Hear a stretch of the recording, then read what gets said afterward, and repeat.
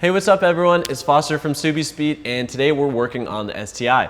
As you can see here, I've got a ton of Go Fast parts from Grimmspeed, including this JB400 turbocharger. This thing's really nice. It fits in the stock location and it shouldn't be too bad of an install, but that's not why I'm installing it. I'm installing it because I want to make some jam. Apparently Grimmspeed said they made 440 horsepower with this turbocharger installed, which is some pretty serious power.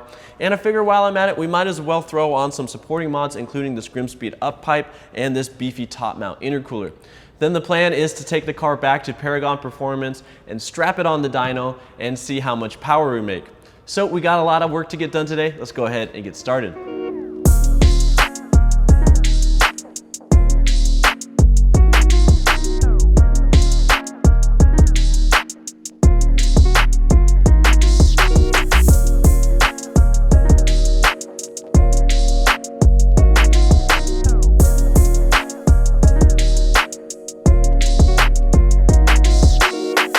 Just like most projects when you're working on an EJ, the first step is you got to take off the intercooler and the bypass valve. So I'm going to quickly get this stuff off the car. I'm not going to show all the details because we've already done that in previous videos.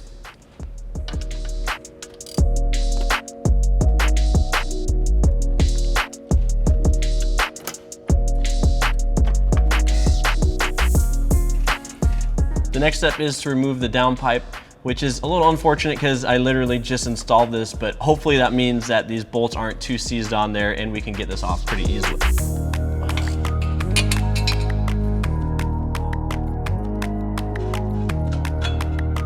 I know it's hard to see, but from the bottom of the car you can access these nuts that are holding the downpipe. All right, I think I got everything removed on the downpipe, so let's go ahead and take it out of the car so we can access the turbo. It's a pretty tight fit, but I'm gonna try and get my needle nose pliers on the oil return hose clamp, and I'm just gonna slide that clamp up on the hose so we can remove the oil return line. Okay, with the car lowered on the ground, now I'm gonna disconnect the oil hard line to the turbo, and then we're gonna disconnect the coolant line as well. Have some towels or something ready because I have a feeling this is gonna get messy. All right, I'm gonna take the cap off of the coolant reservoir here, and then I'm gonna disconnect the line that runs from the coolant reservoir to the turbo. Just loosen that clamp.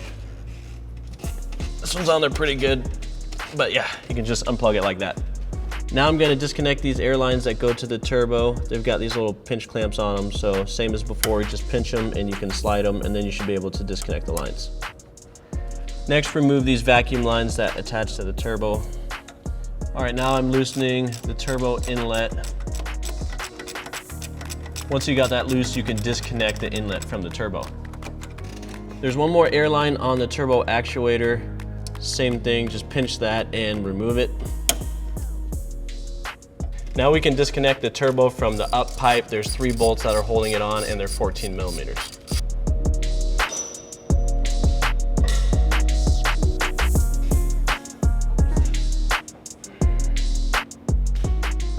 We started this project pretty late in the afternoon yesterday, so by the time we got the turbo off, we were pretty much ready to call it. So it's the next day, and I'm wearing different clothes, obviously. The plan for today is to get the up pipe off the car, so I'm gonna remove some under paneling. And then once we get that off, we can start installing our new Grimmspeed stuff.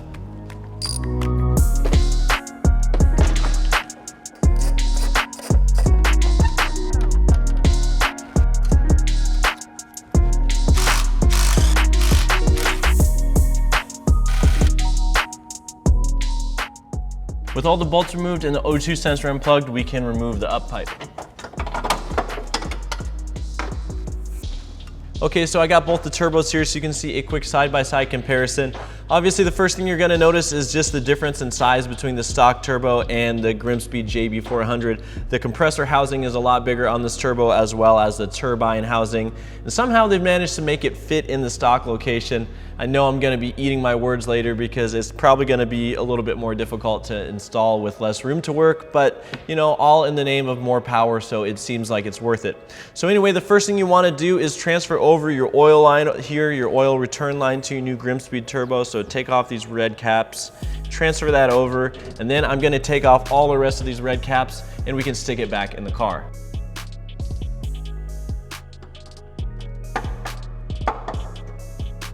So there's a lot of reasons why I like Grimmspeed products, but one of them is that they always come with new hardware and new gaskets, so it makes your installation really nice. You don't have to reuse your old rusty OEM hardware.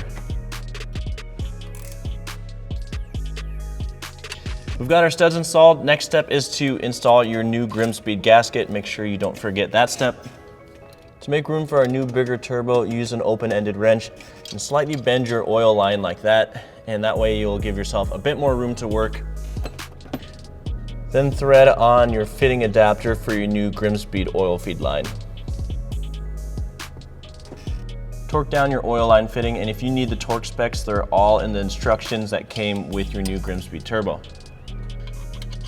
The kit comes with a braided oil line, so grab that and thread that onto your adapter.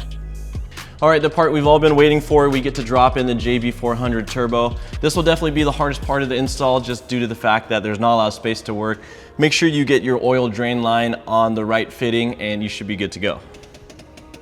So I'm paying attention to the oil drain line, making sure I get that lined up, and then you're also gonna wanna pay attention to the turbo inlet because that'll be the other thing that you have to get installed during this step.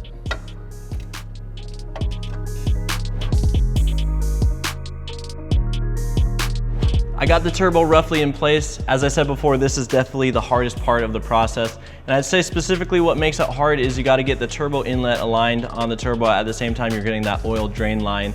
So one tool that helps a lot getting the inlet on are these little picks. So if you don't have anything like this, I'd recommend you pick up some picks. And since we have this Cobb silicone inlet, I was able to kind of wiggle it around in order to get the inlet on the turbo. If you've got the stock plastic turbo inlet on there, I'd suggest unbolting it from the intake manifold. That'll give you a little bit more room to work.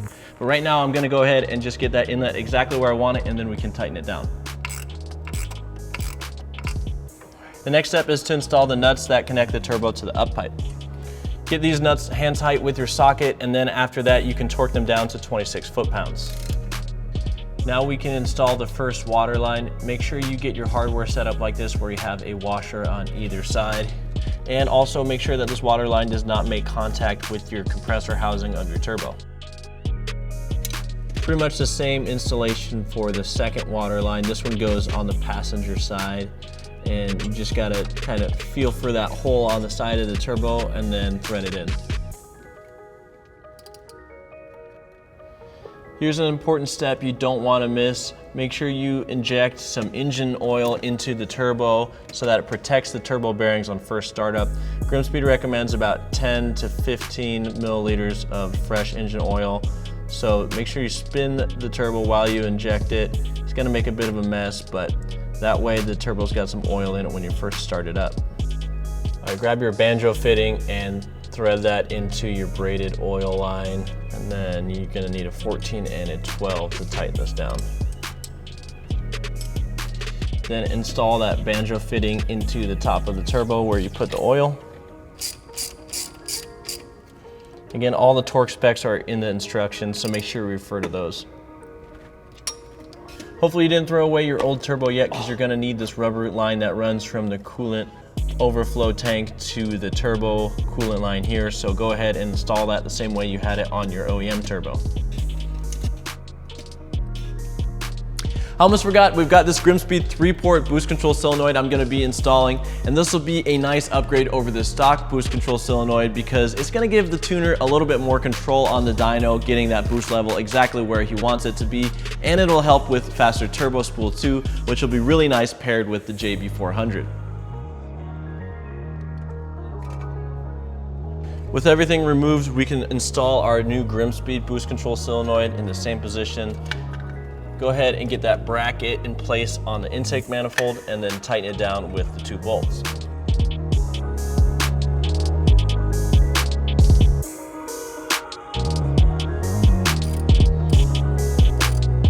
All right, I've got the electronic sensor connected from the boost control solenoid, and I've also got all these lines plugged back in. So everything is pretty much plumb now. Hopping under the car, I got all the heat shielding put back on the up pipe, and now we're ready to reinstall our Grimmspeed down pipe.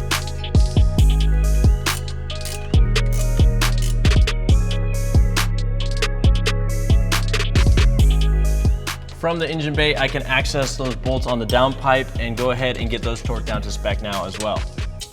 Before we install our new Grimmspeed top mount intercooler, you're gonna wanna transfer over your stock Y pipe. Obviously you can skip this step if you guys aren't installing a bigger top mount intercooler like we are, but make sure you use Grimmspeed's new gaskets when you transfer over your Y pipe. Okay, we got the Y pipe installed. Now there's a couple other things we want to transfer over, like these rubber grommets that hold the intercooler to the brackets.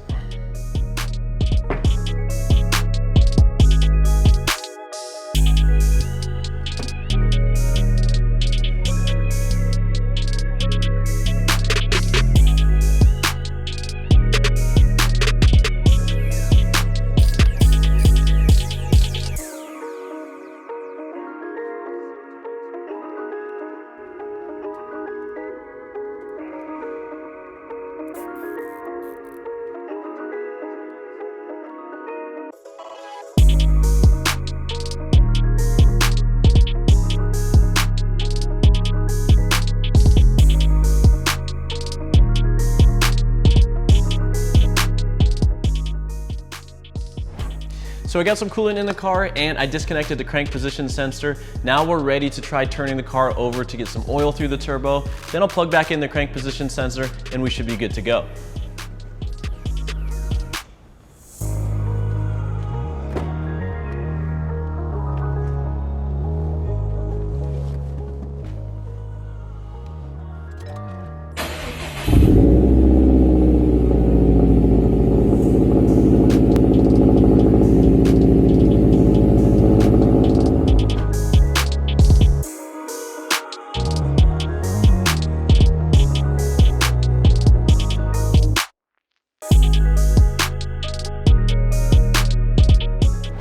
Well, that's pretty much a wrap for this video. I hope you guys liked watching this install of the JB400 Turbo. Obviously, it's a little bit more technical than most of the installs we do, but I think it's gonna be well worth it when we get the car on the dyno and see what type of power it can make.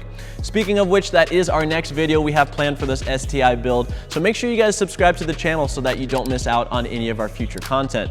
With that being said, thank you guys so much for watching. I'll see you next time.